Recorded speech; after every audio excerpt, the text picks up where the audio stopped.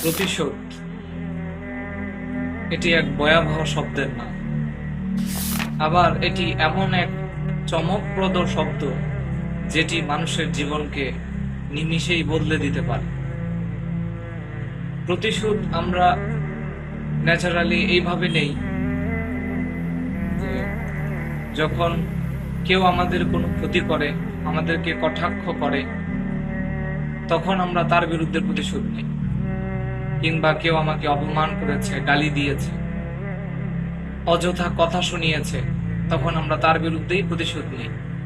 বাংলাদেশে এমনও নজির আছে, এমনও দৃষ্টান্ত আছে, জাস্ট কথা বলার কারণে, কথা অপছন্দ হওয়ার কারণে একজন আরেকজনকে মেরে ফেলে, প্রতিশোধ নেয় যে কেন সে এটা করল। অনেক সন্তান তার মাকে হত্যা করে ফেলে, অনেক সন্তান তার বাবাকে হত্যা করে ফেলে কথার পছন্দ না হওয়ার কারণে। তাহলে প্রতিশোধ এটা এই দিক থেকে একটি ভয়ঙ্কর শব্দ।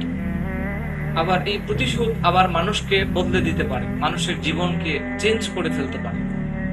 এই প্রতিশোধ মানুষকে এমন উঁচুতে নিয়ে যেতে পারে যা সে কল্পনাই করতে পারে না। তো এটা কোন প্রতিশোধ? এটা হচ্ছে সেই প্রতিশোধ যে নিজেকে বদলিয়ে প্রতিশোধ নেওয়ার চেষ্টা করে, যে নিজেকে এমন উঁচুতে নিয়ে যায় যা সেই ব্যক্তির জন্য ঈর্ষণীয়, এমন জায়গায় তার অবস্থান পৌঁছানোর মাধ্যমেও প্রতিশোধ নেওয়া যায়। আর এটি হচ্ছে স্থায়ী প্রতিশোধ। কেউ যদি কাউকে ঘুষি দেয়, সে যদি পাল্টা ঘুষি দেয়, তাহলে এটা পরক্ষণেই সেই ব্যথা ভুলে যাওয়ার সাথে সাথেই প্রতিশোধের মজা শেষ।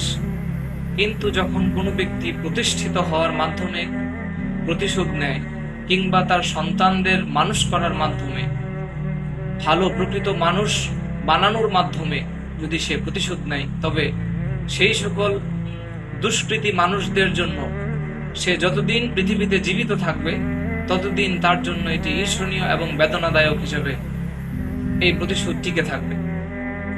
তো এটা হচ্ছে শ্রেষ্ঠ প্রতিশোধ। এজন্য আমি মানুষদেরকে যখন প্রতিশোধ নেওয়ার ব্যাপারে কথা বলি, তখন আমি তাদেরকে এটা বলি যে আপনি এমন প্রতিশোধ নেবেন যেটা তাকে পরক্ষণেই ভুলিয়ে দিবে না, বরং যে প্রতিশোধ সে মৃত্যু পর্যন্ত এটার জাহাজ সে এটা ভোগ করবে, এমন প্রতিশোধ নেবে।